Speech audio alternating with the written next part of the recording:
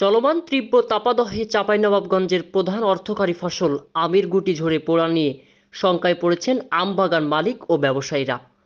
এমনিতেই এবছর মুকুল এসেছিল কম, গাছে যে কটা আমের গুটি টিকে আছে সেগুলোর বৃদ্ধিও ঠিকমতো হচ্ছে না তাপাদহের প্রভাবে। ঝরে পড়ছে গুটি। আম বিজ্ঞানীরা পরামর্শ দিচ্ছেন তাপাদহ থেকে আমকে বাঁচাতে নিয়মিত দিতে হবে পানি সেচ, প্রয়োজনে গাছে পানি স্প্রে করার পরামর্শও তাদের। চাঁপাইনবাবগঞ্জ থেকে আসাদুল্লাহ সনির তথ্য ও ভিডিও চিত্রে দেখুন বিস্তারিত। আমের রাজধানী খ্যাত চাঁপাইনবাবগঞ্জে এবার কিছুটা দেরিতেই ফুটেছিল মুকুল। পরিমাণেও ছিল অন্যান্য বছরের তুলনায় কম। তারপরও শুরু থেকেই বাড়তি যত্নে বাগানগুলোতে মুকুল থেকে আস্তে আস্তে বড় হচ্ছে আম। এ কদিনের তীব্র তাপাদহ যেন শঙ্কায় ফেলেছে বাগান মালিক ও ব্যবসায়ীদের। গাছে থাকা আমের গুটি বৃদ্ধি ও টিকে থাকা নিয়ে তারা পড়েছেন চিন্তায়। উৎপাদন অনেক কম আমের, অতিরিক্ত তাপমাত্রার কারণে আম ঝরে যাচ্ছে। বৃষ্টি না হলে কিছুদিনের মধ্যে আরও আম ঝরে যাবে।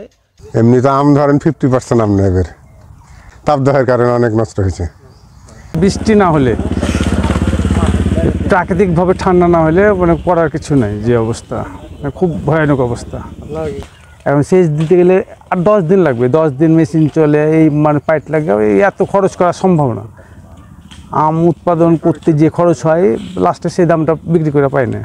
তাপমাত্রা বেশি, বৃষ্টি নাই, যার কারণে আম পড়ে গেছে, আমের ব্যবসায়ীর ক্ষতি হয়েছে। এবছর আম কম, তারপরে আবার যে বৃষ্টির কারণে আম ঝরে ঝরে পড়ে গিয়েছে। আমের সাইজ খুব বড় হয়নি, তারপরে মনে ঝরে ঝরে পড়ে গিয়েছে এগুলো। এমনি তো শীতের কারণে মুকুল অনেক দেরিতে আসছিল, আবার যে মুকুলটা আসছিল ফুল হয়েছিল সেটা ঝরে গেছিলো।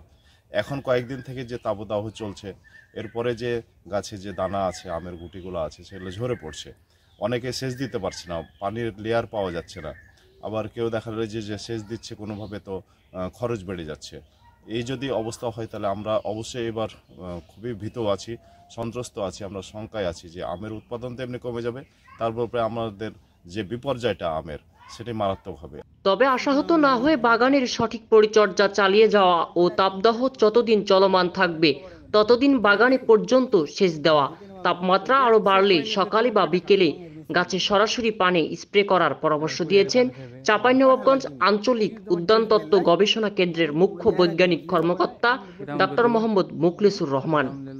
চাঁপাইনবাবগঞ্জে এই কিছুদিন থেকে তাপমাত্রা অত্যাধিক বেড়ে গেছে, আর এই সময়ে আমের মার্বেল স্টেজটা পার হচ্ছে।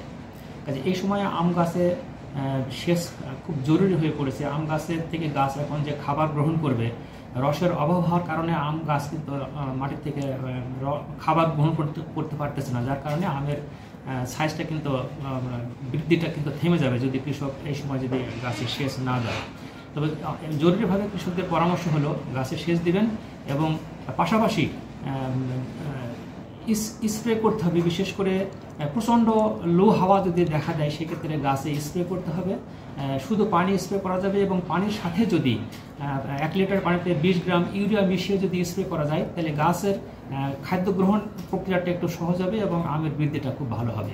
পাশাপাশি এই মার্বেল স্টেজটা যখন পার হয় তখন কিন্তু আমের ফল ছিদ্রকারী একটি পোকা আছে যেটি পিছন সাইডে ছিদ্র করে ফেলে, এটি কিন্তু ব্যাপক হারে চলে আসতে পারে এবং এটি যদি দেখা দেয় তাহলে এই সময়ে এটা দেখা দেওয়া মাত্রই ফেনিট্রোথিওন গ্রুপের যে কীটনাশক আছে সেটা প্রতি লিটার পানিতে 2 মিলি হারে মিশিয়ে গাছে স্প্রে করতে হবে এবং এটি 15 দিন পর 2 বার স্প্রে করলেই ফল ছিদ্রকারী পোকার হাত থেকে আম রক্ষা হয়ে যাবে ইনশাল্লাহ। মিলিয়ে লক্ষ্যমাত্রা আশা করতেছি লক্ষ্যমাত্রার কাছাকাছি ফলন আম এবছর